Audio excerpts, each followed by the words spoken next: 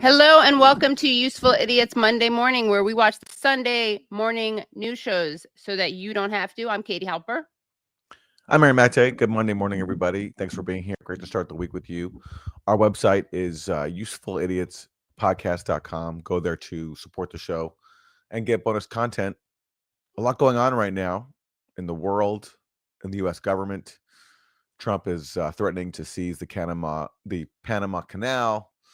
Once again, talking about annexing Canada, Greenland, shutting down USAID. Or at least putting Causing it a- under the State Department putting under as the opposed to shutting it down. Yeah. putting it under the auspices of the State Department, but shutting down the website. Right. And a lot of which we will cover today on today's show. Yeah.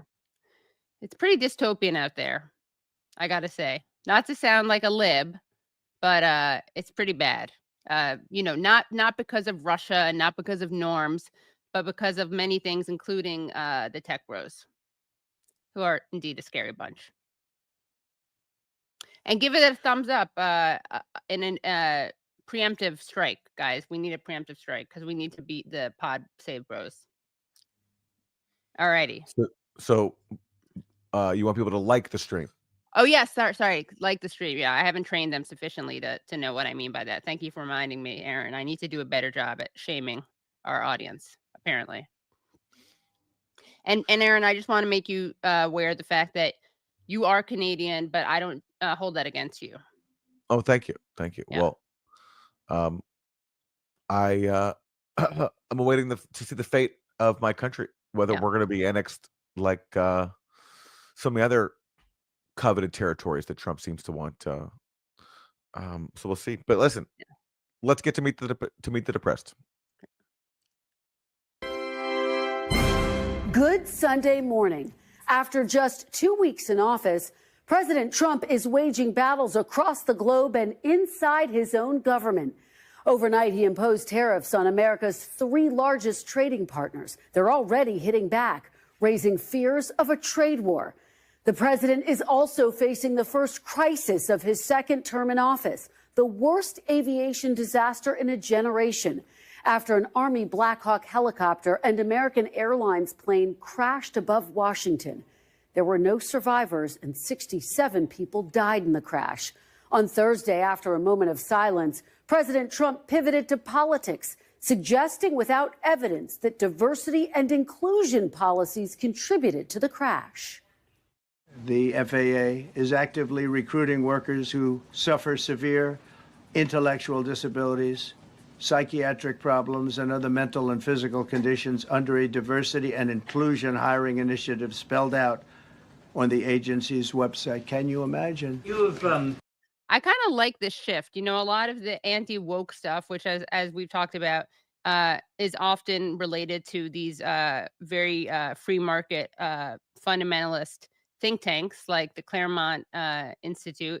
And I like this because usually the claim is like, oh, these people are incompetent, they're underprepared. But I like this because this takes it a notch further.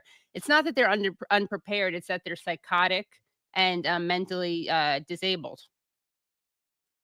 Who else would say that? Who else would have the guts to say that? I mean, is it possible also that there's something mentally unstable about seeing a human disaster and immediately blaming a diversity initiative? That seems like a pathology to me. This again, I'm all for criticizing anything, especially if it comes from corporate Democrats who have used things like DEI to cover up for their subservience to the ultra elite. Both parties, cry anti-Semitism whenever you criticize Israel, but yet the Republicans, love to criticize identity politics, even though they practice the most hateful form of identity politics, which is being anti-Palestinian. But this takes it to a new level of you have this human tragedy and immediately with no evidence blaming diversity. And it reminds me, I said this last week, I think, that when Trump won the first time, Democrats blamed everything they could on Russia, Trump's election, the Black Lives Matter protests, everything was the fault of Russia. And this to me is just like it's like the same playbook, just a different target. Natural a human disaster, a horrible crash, and Trump says it's the fault of diversity. Right. Yeah, it really is pretty stunning. And right, it's the new boogeyman. Right? It's like the Dems boogeyman is Russia, Russia, Russia, and the Republicans boogeyman is DEI, DEI, DEI. And also, did you see this? I don't know if you saw this, but Trump was asked if he was going to visit the site of the crash, and he's like, "What, you want me to go swimming?" Just still, I thought that was a funny answer. I mean, it is underwater, so he was saying like, you want me to go? I thought that was actually pretty funny. Oh, okay. I have to give him that one. I thought that was a pretty good, that was a good comeback. Yeah, I guess. And also, maybe a little insensitive. Because who cares? Because who cares? If Trump goes to the crash site, who cares? Is that going to save anybody? It's just a photo op. So, Right. like, I think that I find that actually funny that he doesn't care about doing these performative, PR opportunities. Right. So he is mask off, so maybe that's on brand for him. Yeah. Today blamed the diversity elements, but then told us that you weren't sure that the controllers made any mistake. We then said perhaps the helicopter pilots were the ones who made the mistake. It's all under investigation. I understand that. That's why I'm trying to figure out how you can come to the conclusion right now that diversity had something to do with this crash. Because I have common sense, okay? And unfortunately, a lot of people don't. According to the FAA and other... Common sense. Yeah. Common sense would say, this horrible thing happened, let's investigate it. And let's not jump to any politicized conclusions. Common sense is not, this is the fault of diversity hiring initiatives, when I have zero evidence to support that. Right. Really twisting the definition of common sense. Well, I think with Trump, what we're going to see is that like the default will be, it's like the burden of proof is reversed. So basically everything is DEI unless proven otherwise. Yeah. Yeah. It's on, the burden of proof is on people who are challenging that it's not DEI. Like, what's our evidence that's not DEI? We need to bring the receipts. Aviation groups, all candidates seeking to become air traffic controllers and pilots have to go through years of rigorous training and testing and meet the same exceedingly high standards. As Washington was responding to... Here's, by the way, what we know about what happened is there were supposed to be 2 air traffic controllers in these situations, one monitoring helicopters and one monitoring airplanes. And on the night of the crash, one of those air traffic controllers in the tower left early, which happens sometimes. That's not like that's not like banned, but that's not supposed to happen. But that's what happened, because somebody left early. They were allowed to, and so there was only one person in control of both watching the planes and the helicopters, and that was a major factor in this crash. I think that's what we know so far. Is that the fault of diversity? No, it's the fault of a lack of sufficient personnel. Yeah, and Trump can't claim to be fighting that, because he is trying to fire people constantly. He is trying to cut the workforce. And so that's a place where he could start if he had common sense. Right. It's not a very sexy explanation, and as of course you pointed out, Aaron, he would have to criticize himself. The tragedy. President Trump's 3 most vulnerable cabinet picks were testifying on Capitol Hill. Now, multiple sources tell NBC News there is growing concern in the White House and among Republicans that Tulsi Gabbard's nomination for Director of National Intelligence could be in serious trouble after her confirmation hearing, in which she didn't directly answer whether Edward Snowden, who leaked government secrets, is a traitor. Was he a traitor at the time when he took America's secrets, released them in public, and then ran to China and became a Russian citizen? Senator, I'm focused on the future and how we can prevent something like this from happening again. By the way, I can't stand the argument that he ran to China and became a Russian citizen. Like, why did he become a Russian citizen?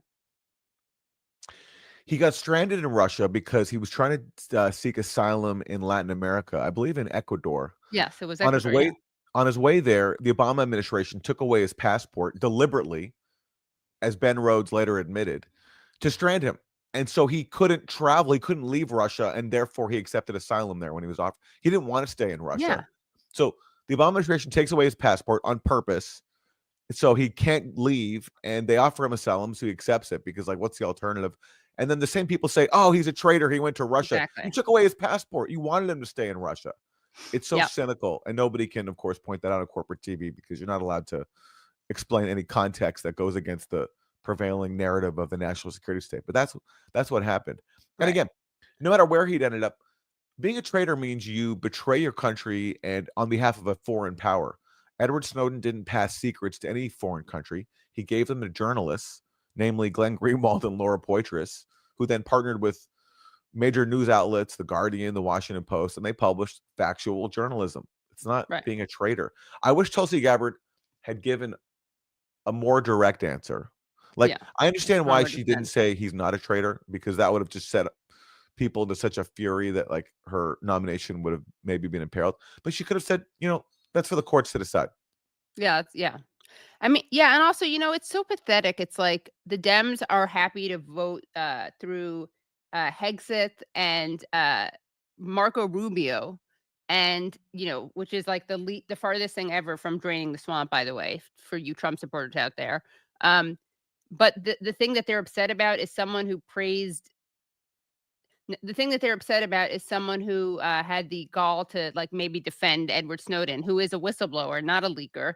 And none of these people, I'm sure, would have attacked. At least none of the Democrats would have attacked someone like Daniel Ellsberg of the Pentagon, of the Pentagon Papers, and he was someone who defended Chelsea Manning, Julian Assange, and Edward Snowden. So I'm just curious if all these people are willing to say that he's an idiot or he was a liar and Snowden is actually a traitor.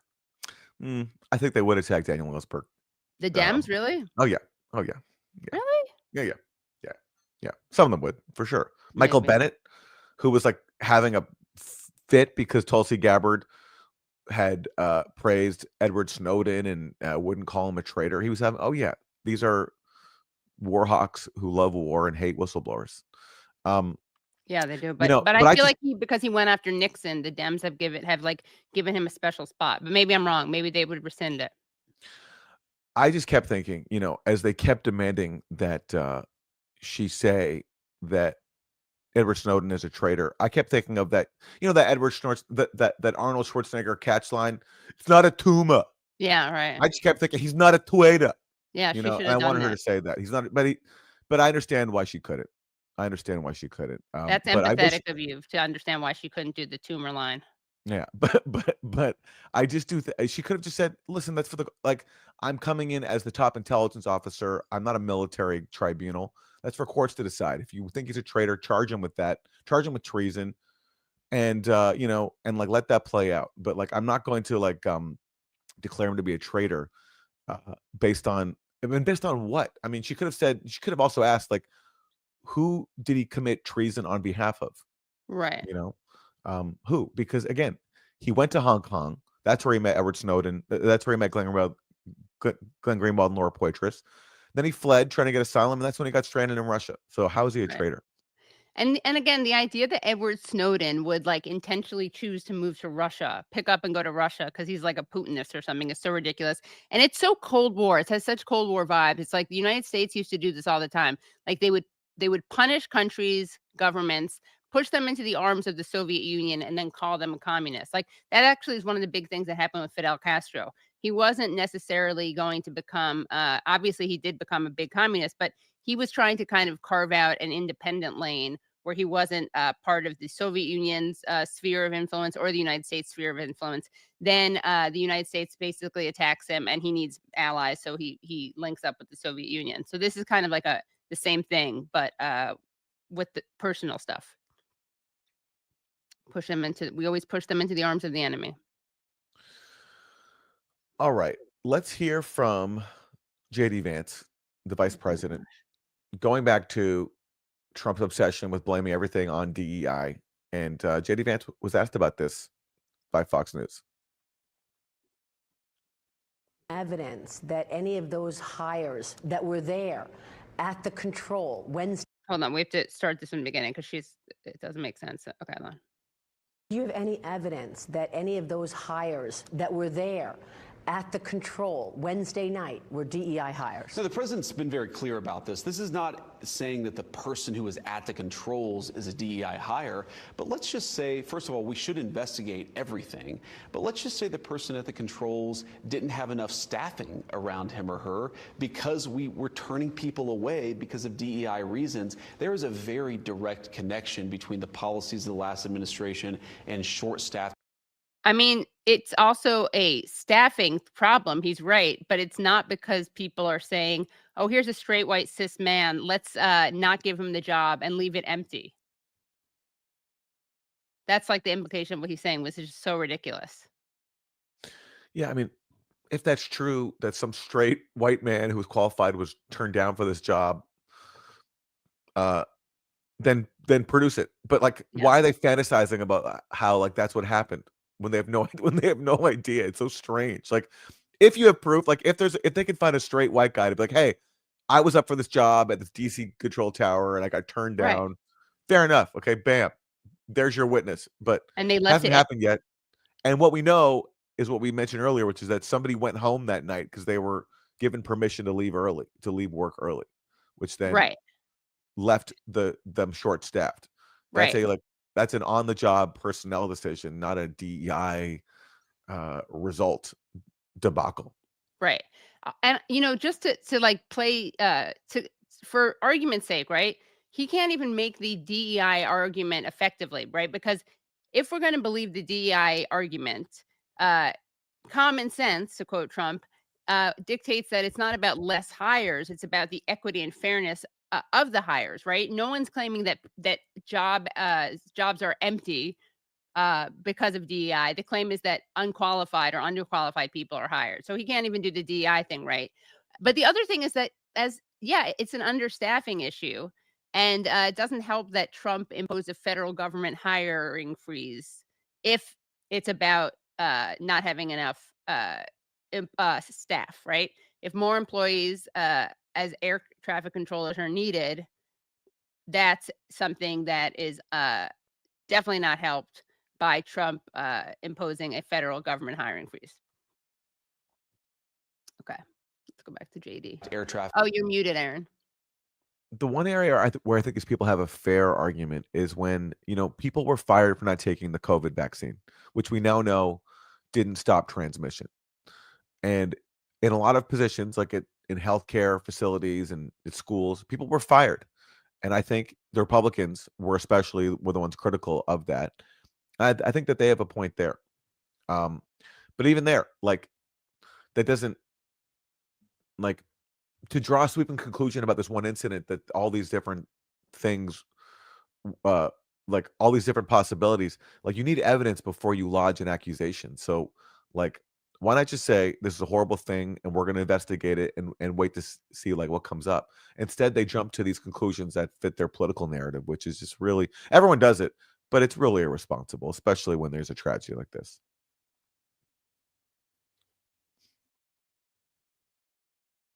Controllers, that has to stop. And by the way, it's so funny to me, the media has picked up on this, not you, of course, Maria, but others have picked up on this. The president made very clear that he wasn't blaming anybody, but he was being very explicit about the fact that DEI policies have led our air traffic controllers to be short-staffed. That is a scandal. Thankfully, it's a scandal that the president has stopped. Well, I mean, he was blaming the Biden administration. He was blaming the Biden administration and he was blaming DEI. So I don't think JD Vance claimed that Trump wasn't blaming anybody. Right. And again, it's just so funny because common sense dictates that a hiring freeze is a problem if there's understaffing. It's not a DEI problem. He's so stupid, these people. No, he's not stupid. I was going to say he's stupid, but he's actually just sneaky. Yeah. Okay. Sean Duffy is the Secretary of Transportation. We don't hear from the Secretary of Transportation. Actually, wasn't that Pete Buttigieg's job? Yeah, it was. Yeah, that was. Pete, okay, so my bad. We actually do. So Sean Duffy has taken Pete Buttigieg's place. And here are his thoughts on the air crash, the disaster in Washington. Shannon, the mission of DOT and FAA is safety. That has been the historic mission of this agency. And over the last 4 years, when they're having a conversation in the last administration about changing names from cockpit to flight deck, or notice to airmen to notice to air mission because it's too gender specific, they're focused on social justice and the environment, racist roads. Yeah, I think that's what happened. So someone was like, I'm in the cockpit. I'm in the cockpit. Come to the cockpit. And the person was like, I don't know what you're talking about. That is charged. That is triggering language. So I don't understand what you're saying. That sounds really accurate, Sean. Yeah, like the pilot was like, we're having a problem in the cockpit. And then the DEI hire on the ground in the air traffic control tower was so upset that they threw off their headset, walked away. Exactly. Disaster ensued. Yeah. Yes. Or the other thing is the pilot was like, there's a problem in the, oh God, I'm not allowed to say that anymore. What is the term I should say? I can't remember it. So I can't express myself. Yeah, it's so stupid. And EVs, they've lost sight of the mission of this department. And so we have no place for anything other than the best and the brightest. And so when you look at what went wrong, you got to look at the people that you have in place at the DOT and the FAA and the leadership and the direction that leadership gives them. And it's been misplaced over the last 4 years. We're back on mission. We're focused on safety and having the best people delivering that safety. I'm sorry, you're not focused on safety, okay? You're talking about arguments about cockpit versus flight deck. That's not a focus on safety. You're focused on a culture war thing, right? Not safety. If you're focused on safety, you'd be focusing on safety. Like, what are the issues in this particular incident that led to this crash? Right. You wouldn't be talking about debates about what to name the cockpit / flight deck. Right. Well, part of the reason he's can't talk about safety is because Aaron, this is interesting. So Sean Duffy himself voted to increase the amount of air traffic 2 times in the early 2010s after lobbying campaigns by airplane companies. So he voted to increase the number of air traffic. Increase the air traffic and not increase the staff. Yeah. Oh, got it. Okay. Yeah. Huh. Yeah. Well, that doesn't surprise me. These people hate regulation. They hate right. They hate government having a role in industry too. Like a lot of people want to privatize everything, and this could, by the way, be one more excuse to try to do that. Is like that's what happens in these disasters, is they use it as an excuse to privatize. Right. With disaster capitalism. Okay, let's turn to Tim Kaine. Senator Tim Kaine, again, was Hillary Clinton's vice presidential running mate in 2016, was rightly mocked back then for just what a milquetoast politician he was. But he's in the second Trump turn, he's been pretty fiery. So here he is responding to all this DEI talk. Doesn't it feel weird to give him credit for anything? We did that the other day. Very weird. Yeah. Very strange. Tim Kaine, the membrane. Mm-hmm. I had a suspicion about why he did that. Why race bait at a moment like this? I think the president didn't want to be asked tough questions like, why did you let Elon Musk force the FAA administrator to resign? When this crash happened, there was no FAA administrator because he had clashed with Elon Musk. Why did you scrap an aviation safety advisory committee within DHS on the second day of your presidency, saying that it wasn't related to national security? Oh, air safety is not related to national security? Why did you issue a buyout offer to include air traffic controllers when we're already short of air traffic controllers? I think the president was nervous that he was going to be asked questions about his own administration's policies that were de-emphasizing air safety, and so he decided to have everybody chase down a rabbit hole of his DEI allegations with no evidence. But I mean, fair enough. Totally fair enough. He makes good points.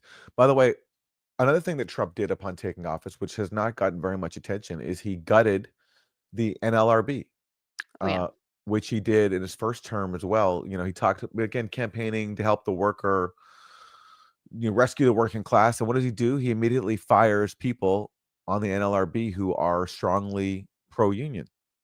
And one of them, I mean, generally there is turnover in a new administration, but one of them he went out of his way to fire, who was very strongly pro-union. The NLRB is a National Labor Relations Board, and that's what helps set protections for workers and can be a very strong advocate of unions, especially. And Trump immediately, upon taking office, guts it, and then goes ahead and starts blaming DEI for everything while gutting protections for workers. And according to Tim Kaine, not doing exactly what is needed to, make air travel safe. Right. And Tim Kaine also talked to CNN about the role of Elon Musk in all this, because Elon Musk, head of Doge, has been basically single-handedly shutting down U.S. government agencies, including going after USAID. So here's Senator Tim Kaine. You alluded to Elon Musk having a conflict with the former head of the FAA, and that former head of the FAA handing in his resignation around the inaugural. I believe that they clashed not on anything having to do with Doge, the Department of Government Efficiency that Musk's in charge of, but rather having to do with SpaceX, his private company, and disagreeing with a FAA. We learned this weekend that Elon Musk's team at Doge have gained access to the federal payment system at the U.S. Treasury Department, and there are more reports of sweeping powers being taken by that team. Do you know the full extent of Elon Musk's role in the government, and do you think there should be more transparency as to what exactly they're doing? And by the way, oh God, it's so hard for me to say this. No, I'm not going to say shout out to Jake Tapper. Shame on the rest of the media for not talking about this, which is the story. Elon Musk having his hands on the Treasury. This is something that everyone should be scared of. And part of it, I have to say, is that libs wasted so much cred by going after Trump for these fake scandals like Russiagate that I think it's harder for people they kind of have Trump scandal fatigue. But this actually is a scandal. So we should keep our eyes on this. Jake, there needs to be more transparency. And no, I don't know the full extent because the administration isn't telling us virtually anything. So, for example, when they did the pause on grant funding, federal spending earlier in the week, they didn't give Democratic senators a heads up about it. And I guess they probably didn't give Republican senators either.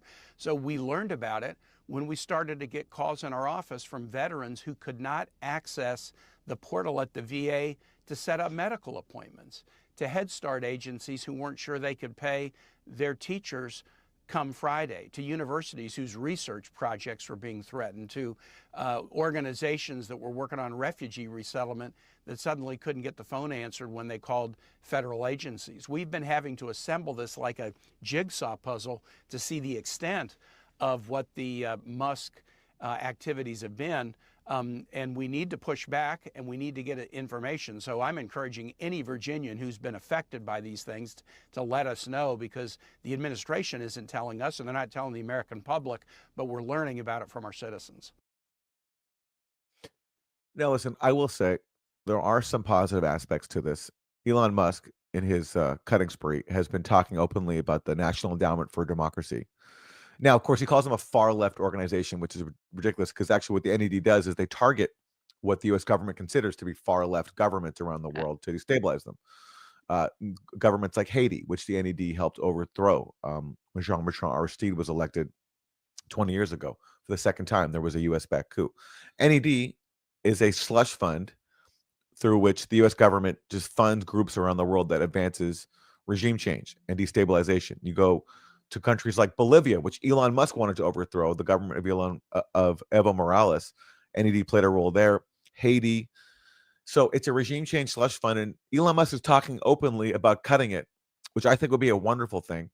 They also fund propaganda groups like Bellingcat, which are basically used to spread propaganda and disinformation to Western audiences to get them on board with regime change operations, like in Syria, for example. So if Elon Musk follows through with cutting the NED, I say have at it.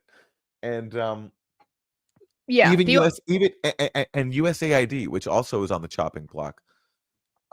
Obviously, some programs that it has go to really important causes, like funding medical care around the world. Fair enough. But it's also used to destabilize countries as well. And notice how ineffective USAID was in Gaza.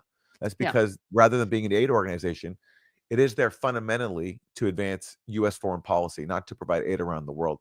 And and there's all these groups in Ukraine now and around the world, like that were funded by the U.S. government, like independent media organizations that were so-called in Ukraine, that were literally funded by the U.S. government, which means that they're just there to act in advance of U.S. interests and U.S. foreign policy goals. And if that is on the chopping block, I think that is a positive thing. So there are aspects of this that I find interesting and, in fact, welcome, although not entirely, of course. Like, if they're cutting aid that helps vulnerable people, I certainly oppose that. Right. And the problem is also, regardless of the outcome here, and I don't think that they're going to, let's see if they actually do cut NED. With the U.S. aid, they've put it on pause kind of, but I think it looks like they're going to just put it under the auspices of the State Department. So that'll be Rubio, which isn't great. And then also just a private citizen like Musk shouldn't have access to the Treasury info and be like pulling it on to private servers. And the other thing is, like, if Musk is in control of this stuff, he'll probably, as we know, he's really interested in lithium, and he'll probably like interfere in countries. We see that he's not like shy about intervening in things. So he'll probably do terrible things with this. And we can look forward to that. Well, yeah, I mean, as I mentioned, one of the targets of the NED has been Bolivia, where Elon Musk was on board with a coup. So let's see him actually follow through on his pledge to like stop the deep state, right? They always talk about that. Well, so what's Elon Musk going to do if he realizes that the NED is involved in destabilizing countries like Bolivia? Will he follow through on his rhetoric, or will he stand off and let the NED continue to carry out its regime change operations? Just the conversation itself is shining a light on the role of the NED and USAID in destabilizing governments, not helping them. And that part I find welcome. Yeah. And of course, we'll see whether actually they follow through on cutting these programs that are just a complete waste of taxpayer money. Like, taxpayers are given just, no role in handing over billions of US dollars to a slush fund to destabilize governments around the world. And I think sunlight on that, if we actually do get some scrutiny of that, I think would be a positive thing. Yeah.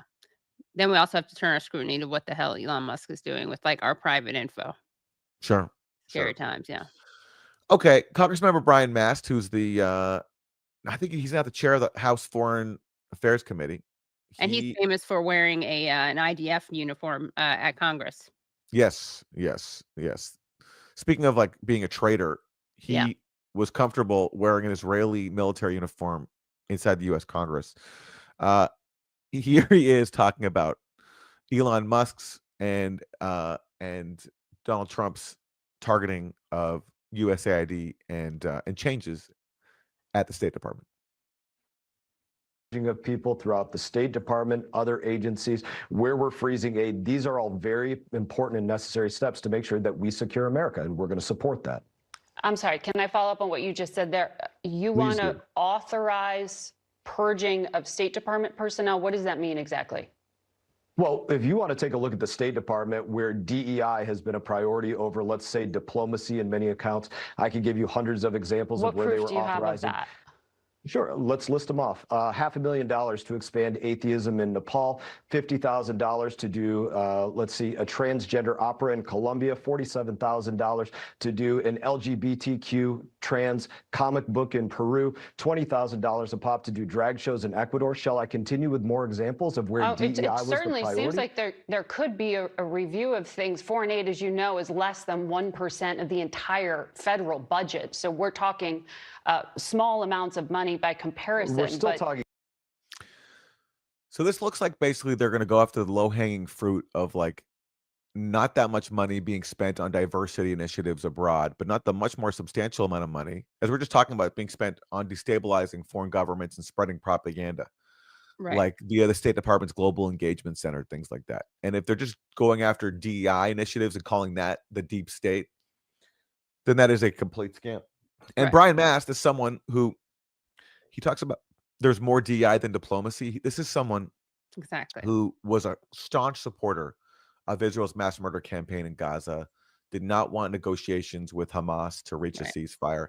And he's talking about we need to have diplomacy. So completely hypocritical and going after extremely low-hanging fruit.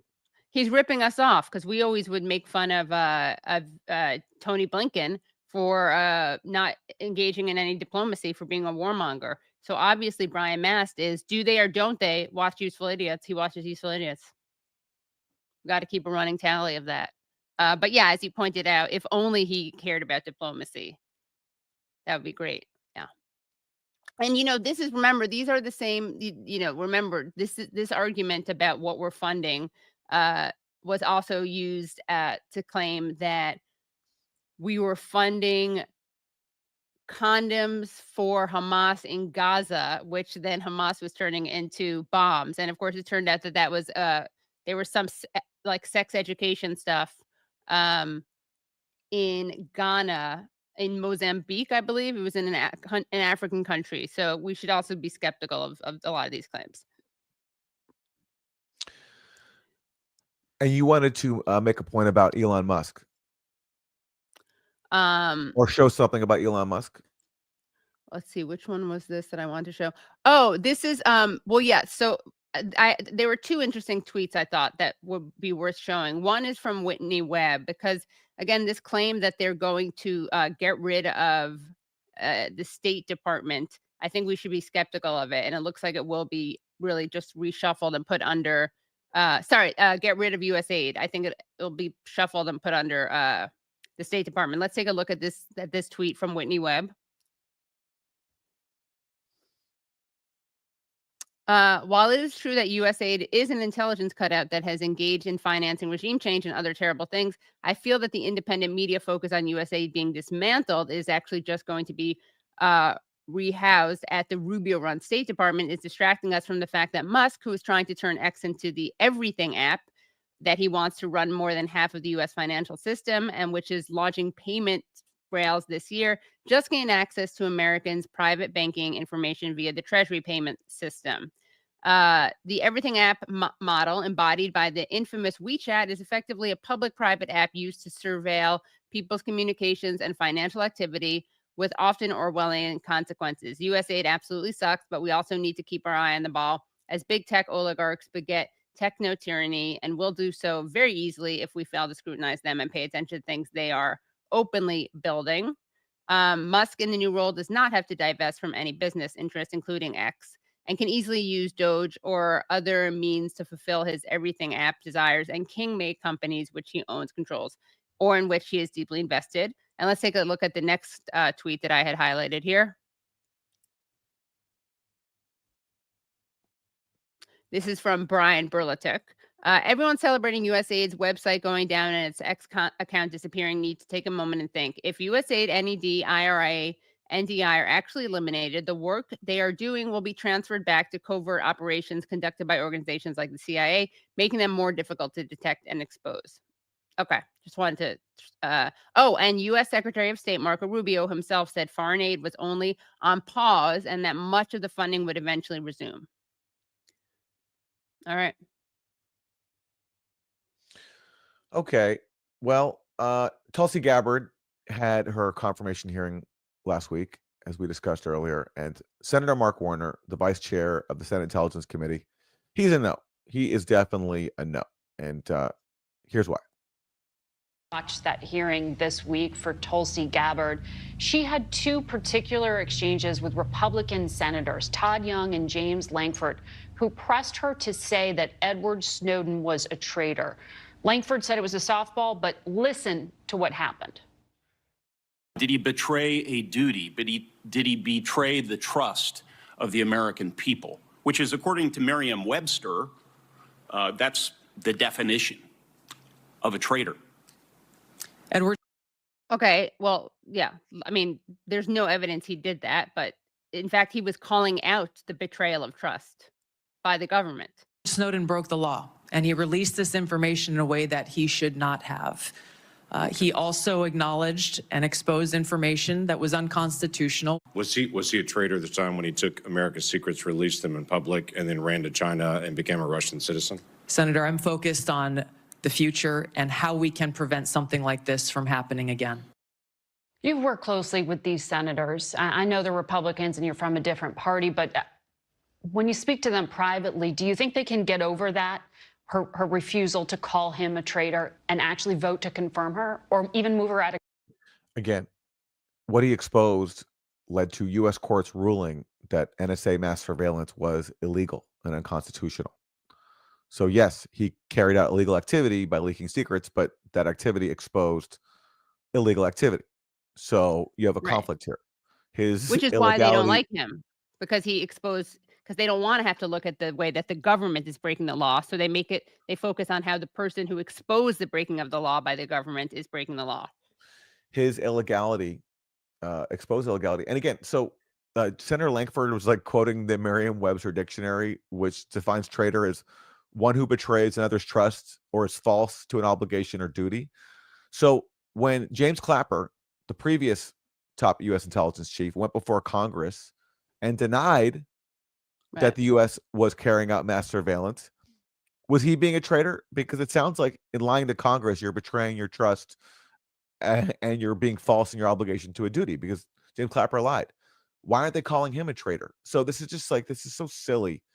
All this focus on Snowden and this insistence that like, because he did something illegal, then he must be a traitor. When again, what he did that was legal exposed illegality, including James Clapper lying to Congress, which according to their definition would be acting as a traitor as well.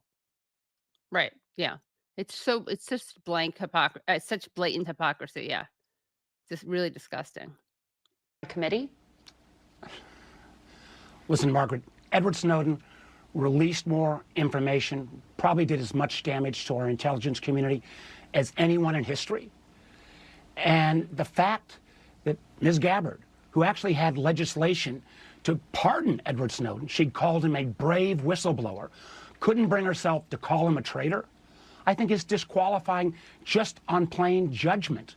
What signal, if she got in, would that send to the IC workers or contractors? Is she going to suddenly enforce the law if she called Snowden a brave whistleblower? Right. And what I'm particularly concerned about, Margaret, is our sharing of information with our allies. That's not written into law. That's based on trust. Right. Will they really trust to share their intelligence with us if she can't call out one of the worst traitors in recent American history as such, as a traitor? Do you think she can even make it out of committee and make it to a full vote on the floor of the Senate? I know there are a number. Our committee is historically the most bipartisan. We check our partisan hats at the door. There is enormous MAGA pressure. You check your partisan hats because you're all deep state hacks. Right. This bipartisanship just means everyone is part of one party. There's no diversity. There's no difference of opinion. Everyone serves the national security state because there's a revolving door between the military-industrial complex and Congress. All these people go on to, a lot of them go on to well-paying jobs from the same pro-war interests that they serve. And that's why they hate Edward Snowden, is because he helped expose all of that. So, of course, he's a no, and we'll see whether Tulsi Gabbard has enough votes for taking a very brave stance of wanting to pardon Edward Snowden. I'm curious what Bernard Sanders is going to do. He's not on the Senate Intelligence Committee, but if it gets before the full Senate, Tulsi Gabbard quit the DNC because they were rigging the primary against Bernie. She endorsed Bernie. They share positions on a number of issues, including calling for a pardon of Edward Snowden. So is Bernie, who just voted to confirm Marco Rubio. That was terrible, yeah. Is he going to vote against Tulsi Gabbard, who aligns with him on so many more issues than him and Marco Rubio have ever been aligned on? And who Tulsi Gabbard has even supported Bernie Sanders when the DNC was conspiring against him. Right. Well, I just want to say, Aaron, we are really, truly co-hosts, because I was going to make the same joke that you made, or the same pun that you made about hats, bipartisan hats and bipartisan hacks. So shout out to this show and the synchronicity it has created. Another point I want to make is I want to quote the great John Kiriakou. Now, John Kiriakou is the only person to ever go to jail over the CIA torture program. And why is that such a problem? Because his role in that torture program was literally exposing it. So the only person to get in trouble over CIA torture was not the person or anyone who engaged in torture, but it was the person who exposed it. And here's what John Kiriakou had to say about Edward Snowden. Institutions that classify unconstitutional activities under the guise of national security are criminals. Edward Snowden exposed wrongdoing by our government. He should be pardoned immediately. Okay, that's one thing. Now, the other thing is it's interesting that Mark Warner is saying the things that he's saying about Snowden being a traitor, because let's take a look at something that he said, a statement he released back in 2019, of course, when Trump was president. Here's what he had to say about whistleblowers. It is deeply disturbing that the president went on national television and told the American people that he's trying to find out the whistleblower's identity. The president's comments about spies and treason and what we used to do in the old days are downright dangerous and will do serious damage to our national security long after the news cycle is over. That kind of rhetoric can only serve one purpose: intimidation of this whistleblower and anyone else within the intelligence community who is considering stepping forward to report wrongdoing. It is incumbent upon an acting director of national intelligence and other intelligence leaders to publicly pledge that they will protect and stand by this whistleblower and any other individual within the intelligence community who steps forward to lawfully report illegal or unethical behavior within the federal government, anonymously or otherwise. So, a bit of a change of tune. Anyway, so much for bipartisan hats being removed. You're muted, Aaron. It's time for you, Slitty's fan favorite, Lindsey Graham. It seems kind of, I don't know. It's a little like, what's the point of playing Lindsey Graham?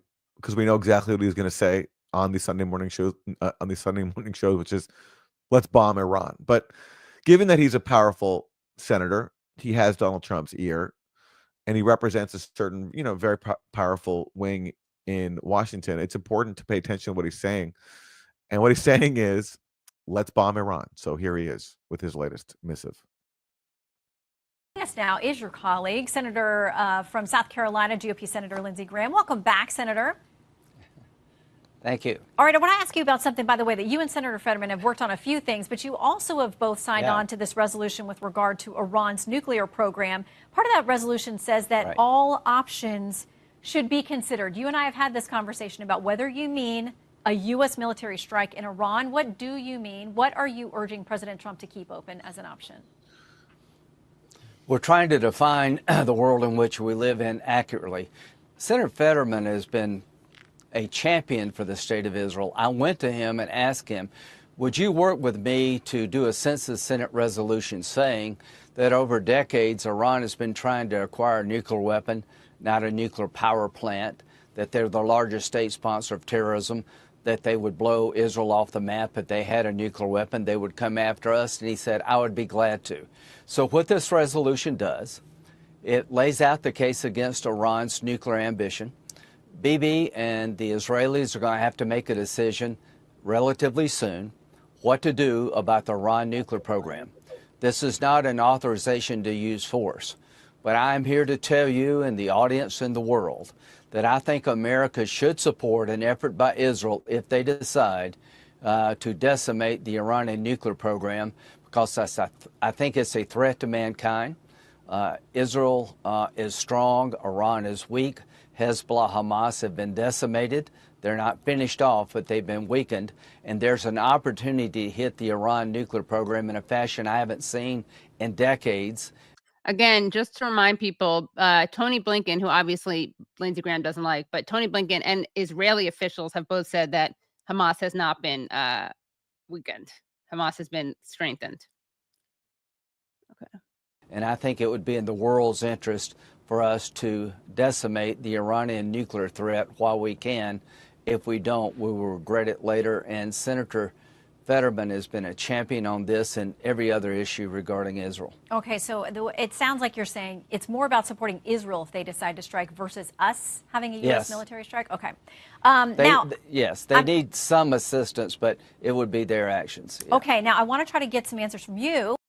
And this, by the way, is why, bipartisan politicians love Israel, because Israel serves functions like this, is acting as a U.S. client on behalf of U.S. hegemony. So taking out a major rival like Iran on the U.S.'s behalf. That's like the major role that Israel serves, and that's what Lindsey Graham is pining for here. And again, Iran does not have a nuclear weapons program. They have a nuclear enrichment program, which they have the right to do, and they have been pushing towards the threshold at which they could have nuclear weapons, but the aim of that is obvious. They want the U.S. and Israel to stop threatening them. They want a deal. They've been talking about that for a very long time. U.S. intelligence concluded 2 decades ago under the Bush administration that they do not have an active nuclear weapons program. And every time they've gone towards nuclear enrichment, the aim is obvious. They want to compel the U.S. and Israel to the negotiating table. That led to the Iran nuclear deal, which Trump pulled out of the first time. Right. And so now then people like Lindsey Graham are talking about, oh, this big threat, which is the direct result of the U.S. repeatedly killing diplomacy and instead focusing on this goal of regime change. And that's ultimately what it comes down to. And look what they did to very handsome man Soleimani.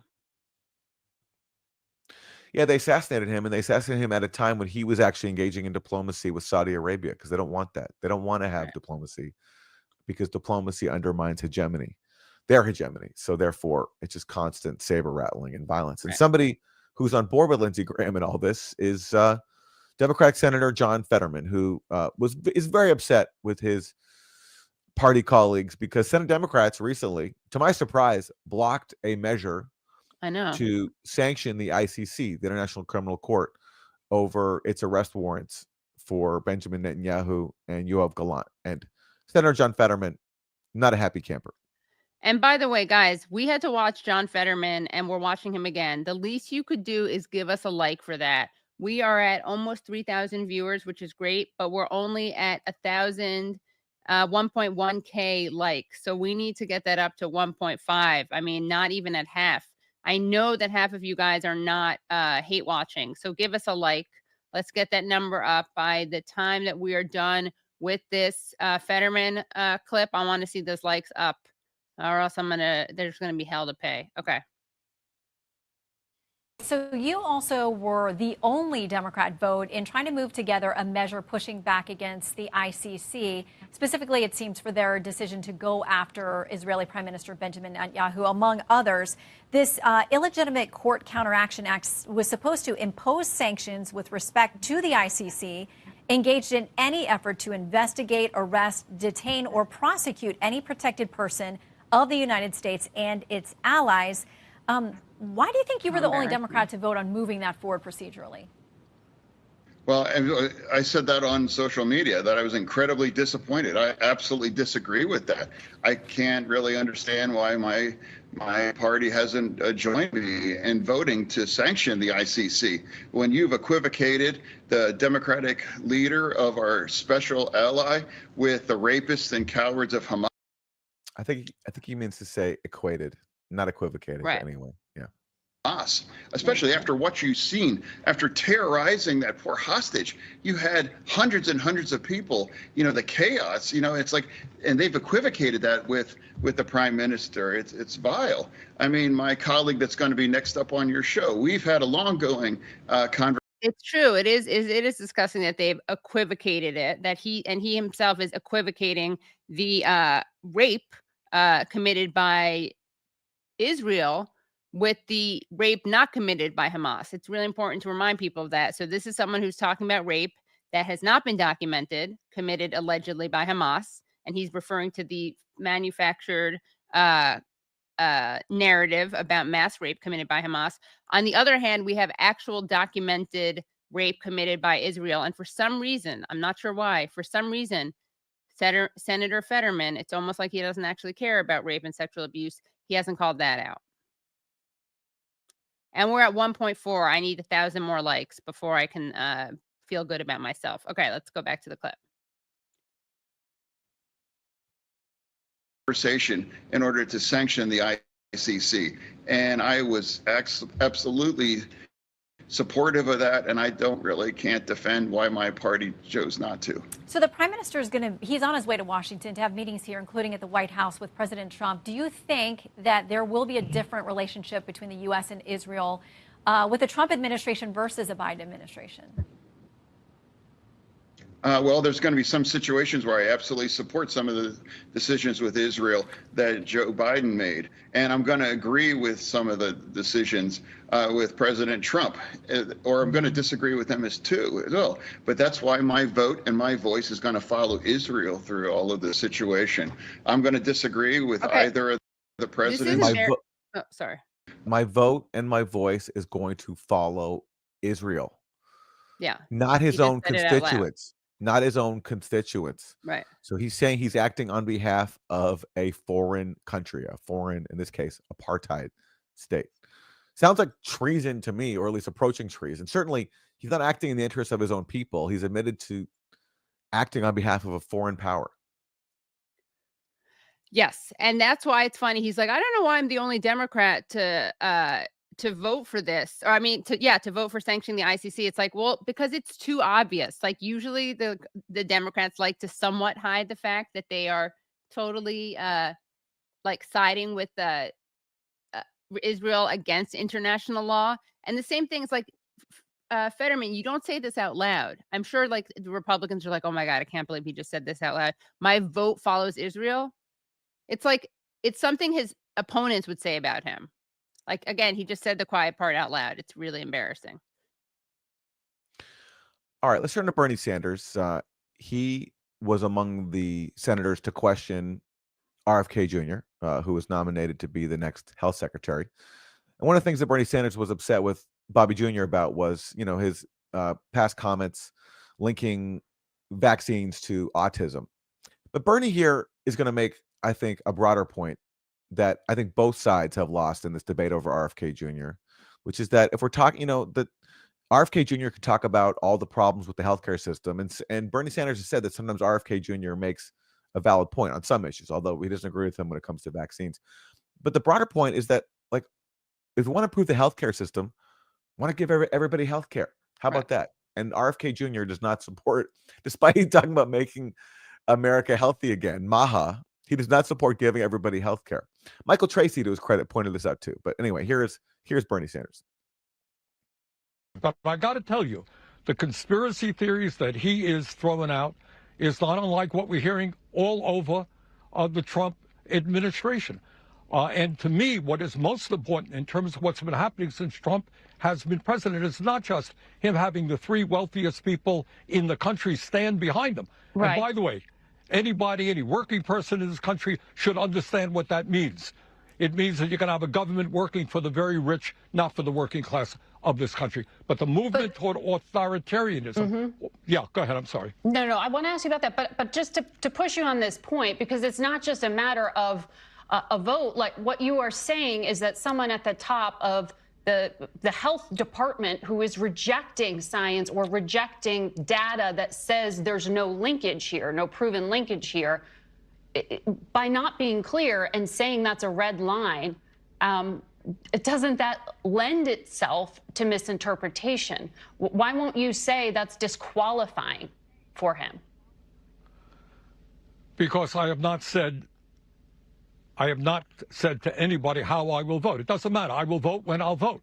But let me just tell you. Because Republicans were hoping you would help them. That's why I'm asking you. Well, I know they hope for a lot of things. It just may not happen. But I think... All right, go ahead. I'm sorry. Look, the bottom line is we have a healthcare crisis in America. We're the only major country not to guarantee health care to all people.